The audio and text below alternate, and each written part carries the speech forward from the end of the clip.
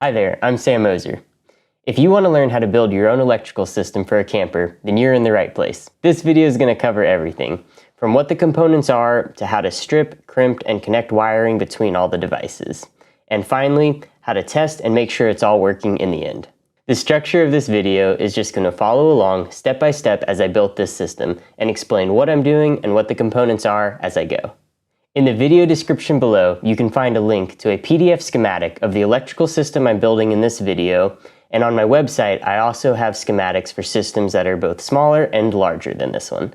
I'd consider the system I'm building in this video to be a good mid-range electrical system for either part-time or full-time use in a camper van.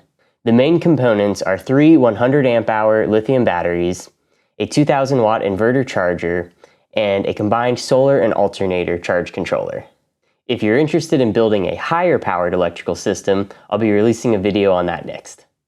Let's roll into how to assemble all this together.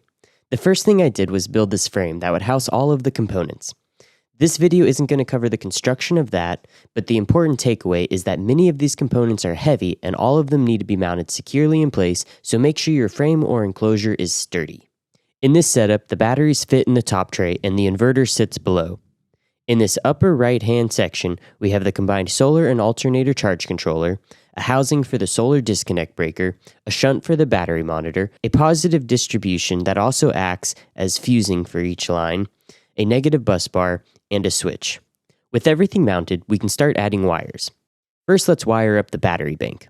Figure out what length you need to reach from one battery terminal to the next, and then cut pieces of equal size. Keeping each wire segment equal length keeps the wiring resistance between batteries even, which helps them charge and discharge equally. For this large wiring, you need to strip the ends back about 1 inch. To do this, I rotate a pair of large wire cutters around the wire, only applying light pressure to cut the insulation but not the wire strands within. Once the insulation is cut most of the way, you can bend the wire at the cut line and it should break off the rest of the way. Use a utility knife if the wire cutters didn't cut far enough through the insulation. Large wires like this can be tricky to strip, but the important thing is to make sure you aren't cutting off or nicking the inner strands when you strip it. Now we need to crimp a wire lug onto each end of the wires.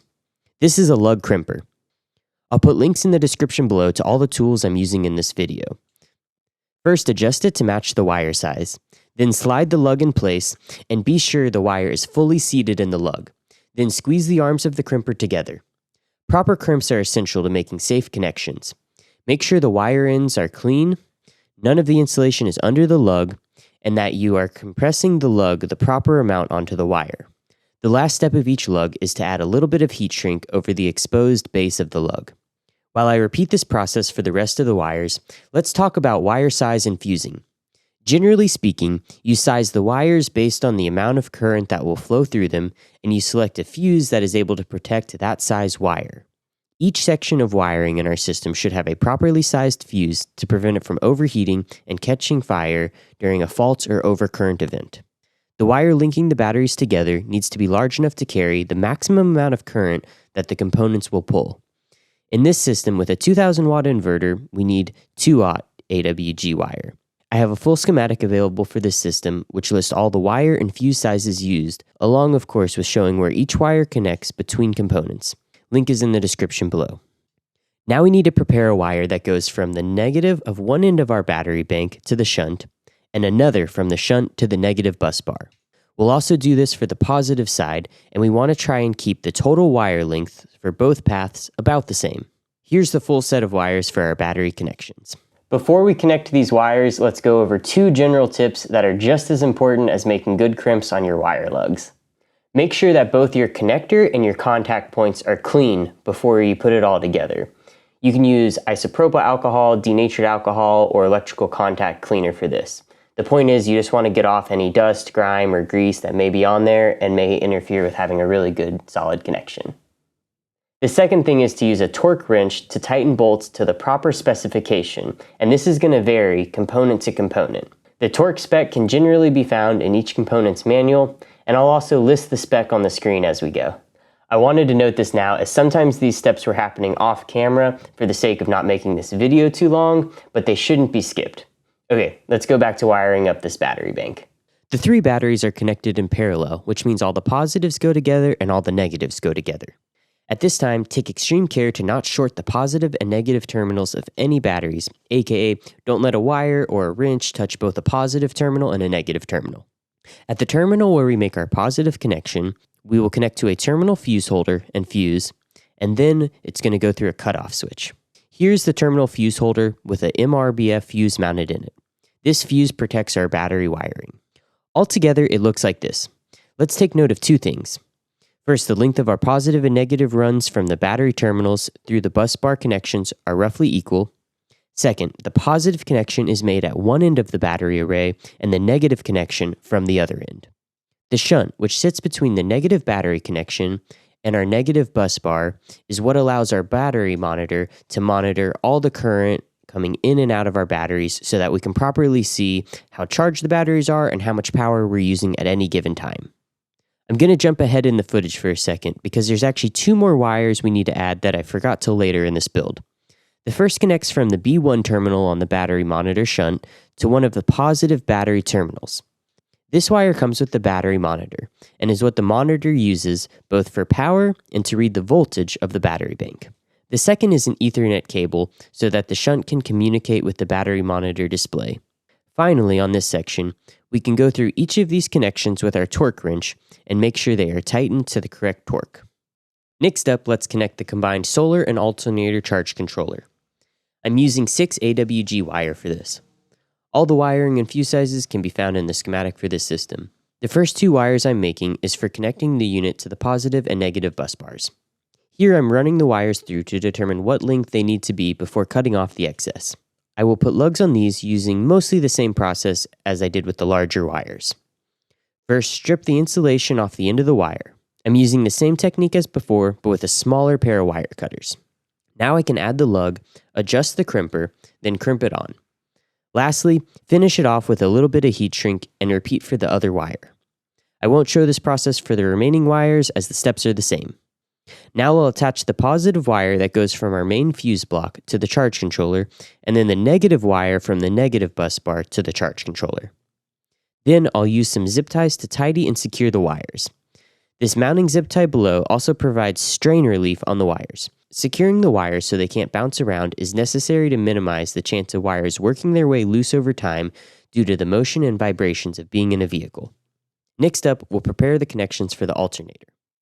This wire comes with the charger and connects to a vehicle ignition signal to let the charger know when the engine is running. It plugs into the port on the left labeled IGN. The other end will connect up at the front of the vehicle, which I'll show later when I move this whole system into the van. Next to this, we'll connect the actual alternator charging cable. The other end of this will connect to a positive 12-volt source powered from the vehicle. I added this terminal block to make the system easier to integrate into the vehicle. So for now, I will connect the wires to the terminal block, and once it's in the vehicle, I will use this to connect them to the wires pre-run through the van. The terminal block isn't necessary, and you could also just run your wires directly into the port on the component where they need to go to. The last thing to connect to the combined charge controller is the solar input. I'll start by preparing the input breaker and its housing.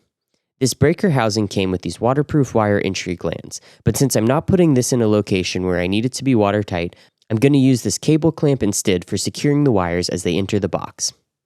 The solar disconnect breaker has screw terminals for the wires, so we don't need to add a lug, but it's best practice to add a ferrule to keep the wire strands together. P.S. All the wiring in your system should be stranded and not solid wire. Next, I got the wires set up with the breaker.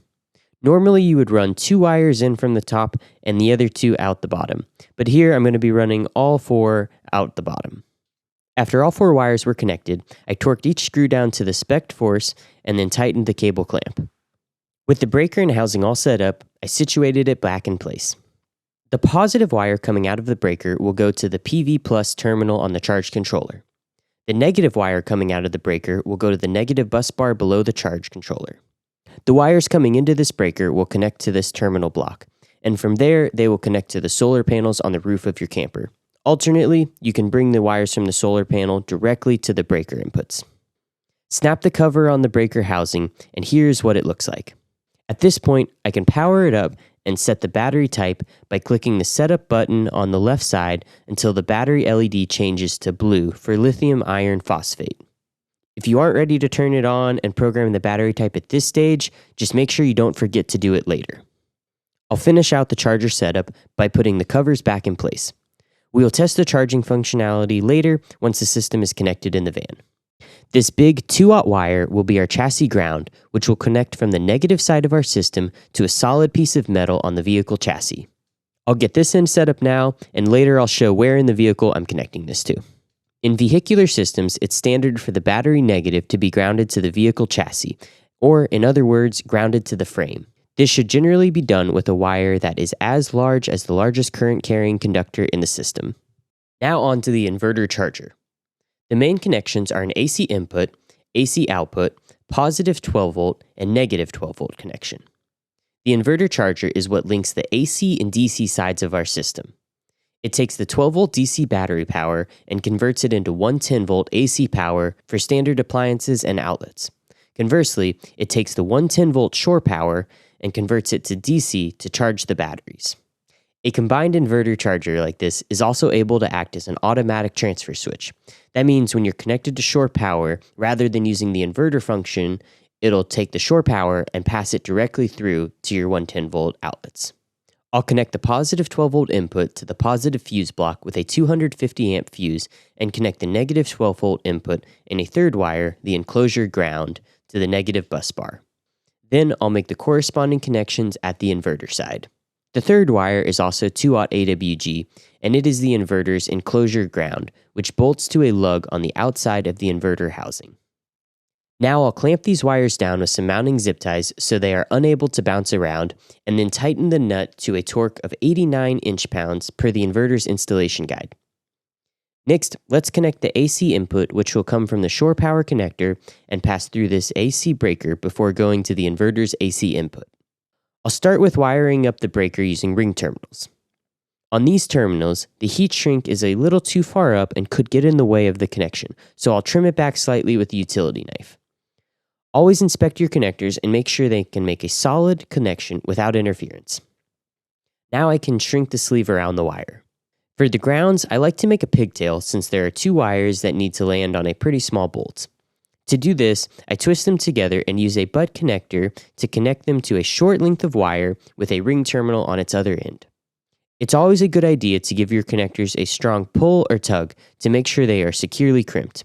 In this case, one side wasn't, and I had to fix that. Lastly, I can add some heat shrink over the butt connector. Now our wires are ready to connect to the breaker. For this breaker, the input and output side do matter, so make sure and follow the wiring diagram included from Blue Sea. On the side of the breaker, it's also labeled line and load. Line side is our input, coming from shore power, and load side is our output going to the inverter. Here it is all connected. For the wire coming out of the breaker and going to the AC input of the inverter, I'll add wire ferrules which crimp on and keep all the wire strands together. Now I'll slide the breaker in place and fasten with screws. The AC connections on the inverter housing require the addition of cable clamps to provide strain relief on the connectors. These metal cable clamps secure with a nut on the backside. Now I can feed my AC input wire through the clamp, secure each wire into its slot on the connector, then tighten down the cable clamp. The black wire goes to the hot input, the white to the neutral, and the green to the ground. On the backside here, I will secure the wires with some mounting ties to keep everything in place. Looking back on how I built this, while running wires behind this section of the frame made the install look cleaner from the front, it would definitely be very hard to remove some of these wires later if needed. Just a thought I was having in retrospect. There's always something to improve. The last connection on the inverter is for the AC output. I'll connect it the same way, and it'll feed our AC circuits in the distribution panel, which we'll work on next. That's it for the inverter for now. This is our combined AC and DC distribution panel. It'll house both the breakers for the AC circuits connected to the inverter output and the fuses for 12 volt circuits, fed from our 12 volt distribution and fuse block. For the DC side of it, I made 2 wires to connect to our main fuse block and negative bus bar. Once again, check out that schematic for the wire and fuse sizes. This fuse block is a nice slim solution when you only need a small number of main fuses. The connections on it are the inverter charger, the DC distribution panel, and the solar and alternator charger. But I actually need to add a fourth fuse circuit from here that'll feed a 12-volt air conditioner.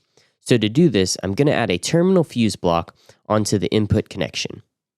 This provides a clever way to get a fourth fused circuit from the distribution block. Altogether, it looks like this. As with everything, don't forget to torque everything down to the proper specification. The other end of the wire set comes out over by our distribution panel. Now I'll open up some of the knockouts on the back for feeding wires through. The knockouts are designed to be used in conjunction with cable clamps to protect wires from rubbing on the edges of the hole, as well as to prevent them from pulling loose inside. Knockout cable clamps are readily available at the big orange or blue hardware stores near the electrical conduit fittings. I use pliers from the inside to make sure the nut holding the clamp is tightened all the way. The panel also has a bank of built-in cable clamps which I'll use for the AC outputs. They just aren't big enough for the main input wire, which is 10 AWG triplex, and there's none of them on the DC side. Now I'll prep all my wires going to the DC fuse panel. You can bring the wires from your van directly into the back of the panel, but here I'm making a set of leads first, and then once I get the whole thing in the van, I'll connect the leads to the various circuits. This requires more connectors, but makes it possible to do more of the prep work outside the van, as well as make it easier for me to film this part to show you. For each wire, I'll strip off the sheathing, and then strip about a ½ inch off the end of each wire inside. I'll crimp on a ferrule to the end of each wire, since this is stranded wire going into a screw terminal. Personally, I think it's important to use ferrules here, but I know some people skip it. I've done repairs on vans where the wires were jammed in without them, and seen this cause small short circuits between the fuse outputs from the strands not all making it inside the terminal. With all the wires prepped, I started feeding them into the panel and connecting them to the terminals. Final tightening of the screws should be done by hand to not damage the circuit panel. Positives go along the right side of the board, and negatives go to a negative bus bar down to the left. At the back, the wire clamps are secured and will connect these leads to the various circuits in the camper. I added a lever nut style connector for easy splicing of all the wires they need to connect to. Due to how this distribution panel will mount in the van, the rest of the install will need to happen once the system is moved in there. At this point, the setup is looking pretty good. Everything is tidy and bolts have been torqued down. I'll now get it set up to move into the van to complete the install and testing. Here is the van this system is going in. It'll be located under the bed on the rear passenger side. Before loading in there was one more detail needed. I'm going to add a strip of wood above the batteries to fully lock them in place. You can do something like this, or you can secure them in a different way, but you need to have something that makes sure these batteries can't bounce around. When working around batteries like this, be mindful to not let anything like a long metal driver bit connect across from a positive and negative battery terminal, or you'll see a big spark. Next, I carefully slid the whole system from my workbench to the van. Probably would have been easier with a second person, but I'm used to making do working alone. I got the whole thing roughly in place, but before pushing it in the final way, I needed to connect the chassis ground. I had already prepped a spot for it here on the lower part of the van wall by grinding the paint away so the lug would sit on bare steel and not paint. If you're not using an OEM ground point, you need to look for a place that is sturdy metal and that is solidly connected to the rest of the vehicle frame.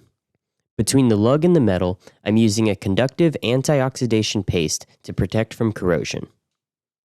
I'll bolt this together using a 5/16" stainless steel bolt, washers, and nylon lock nut. Once tightened down, I'll add some dielectric grease over the top of everything. This is most important over the bare steel that's still exposed to prevent rust. Dielectric grease isn't conductive, although it's a common misconception that it is. That's why I'm only using it over the top. With the chassis ground connected, I could push the whole electrical setup into its final location and screw the frame into the wall to permanently secure it in place. After this, I tied in the shore power input from the back of that input breaker to the exterior shore power port, and then I connected the wires pre-run in the van for the solar, alternator, ignition signal, and air conditioner to their respective spots. Let's talk about the connections on the other end of the alternator charger for a second. The positive alternator charger input needs to come from a 12-volt source that's powered by the vehicle, and it needs to have a breaker or fuse that's close to the source side of it to protect the wiring. This install is going in a transit, so I'm using the CCP, or Customer Connection Point, which is located at the base of the driver's seat for this connection. The CCP is connected by a 60 amp fuse that's located under the driver's seat with other vehicle fuses. There are different options for how to connect the alternator charger to a vehicle, and it varies between different makes of vans. Here's an example on a Sprinter. You can also just connect to the starter battery positive and then add your fuse or breaker shortly after that. Now, I've only talked about the positive connection here, and that's because there isn't a dedicated negative connection for this, because that goes through the chassis ground, as this is a non-isolated install. Lastly, some alternator chargers like this Renogy unit also need an ignition signal, while others, like the Victron Orions, just use the battery voltage to determine whether the vehicle's engine is on or off. The purpose of this is so that the starter battery doesn't get drained by the alternator charger trying to charge from the vehicle while the engine is off and the alternator is not producing any power.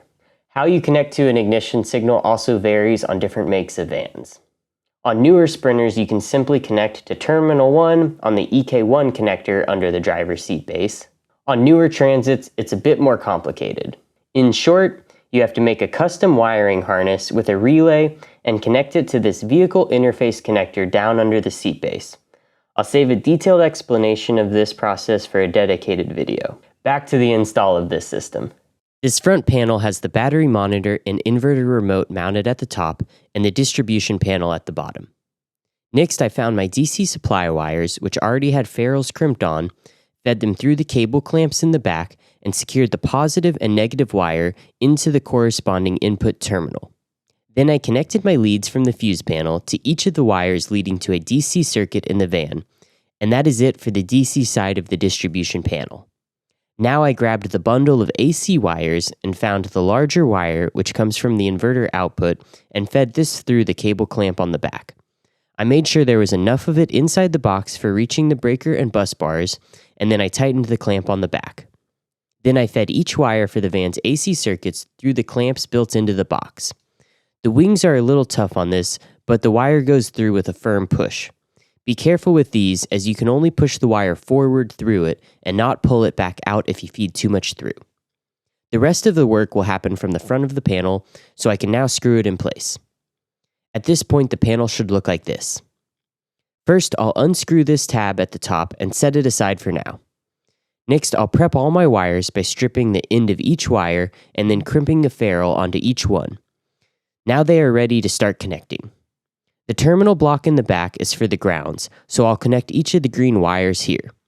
The terminal block in front is for the neutrals, so I'll connect each of the white neutral wires here. Tighten all these and also check if any of the other screws not being used need to be tightened so they don't work loose and leave a screw bouncing around inside the panel in the future. Here is our main breaker. It's a 30 amp single breaker. Our hot wire from the inverter output connects to the breaker's input on the underside. This style of breaker is called a home line breaker. Once the wire is connected, the breaker fits into the panel by aligning the tab on the bottom edge and then tilting the top back until it clicks into place. We can now reinstall this tab to lock the main breaker in place. The rest of the breakers install the same way. Connect the wire to the terminal at the bottom and then snap into place. Here I'm using a tandem breaker instead of a single breaker, as it allows you to get 2 circuits from a single breaker slot. Here's what it should look like now. Notice how only one side of the AC breaker slots are being used. That's because we have this set up with a 30 amp feed from a single 120 volt service. Lastly, to get ready for testing everything, add some fuses to the 12 volt side to any of the completed circuits. Alright, now we can test that each part of the system is working, as well as make sure our chargers have the proper settings programmed in. First though, let's check out what this electrical system looks like installed. On with the testing. I'll start by turning the battery cutoff switch to the on position and testing this 12 volt light in the back. Anything else from the 12 volt fuse panel can be checked similarly. Turning on the inverter, we need to program the battery type. Scrolling through to option 20, I'll change this to LFP to match our lithium iron phosphate batteries. The setup for the Victron battery monitor can be done through the Bluetooth app. Open the app and connect to the monitor. Click the settings wheel in the top right. Click battery and change the values to the following: capacity 300 amp hour, or whatever your size your bank is, charge voltage 14.4 volts, discharge floor between 0 to 10%, Puchert exponent 1.05 for lithium, charge efficiency 99%. Battery start synchronized turned off. The battery monitor will automatically synchronize the state of charge after the batteries have been fully charged. It'll be useful to reference the battery monitor as we test other parts of the system. To test the solar, we can flip on the solar input breaker. As long as you're under some sunshine, you should see the solar indicator light turn on. You can use the battery monitor to see how much power is coming in. For the alternator charging, go up front and start up the van. After a few seconds, the charger should kick on and the current should start to rise, getting up to close to 50 amps peak for this unit, or up to 25 amps if there's also incoming solar. Turn the vehicle off and make sure the charging stops after the engine turns off. This is just important as whether it starts or not. To test the AC circuits, start by turning on the inverter. Then I'll flip on the main breaker and then the breaker of the circuit I want to test. An outlet tester is a good way to make sure it's properly wired. To test the shore power input, connect shore power on the outside, then flip on the shore power breaker. The green light should come on. Now turn the inverter on if it's not already, and it should indicate the shore power connection, and then switch into bulk charging mode after a few seconds. We can see on the battery monitor below that we are getting the full charge current of 80 amps. This is the fastest way to recharge the battery bank. And that's it for everything. I hope this was helpful. Thanks for watching. See you on the next one.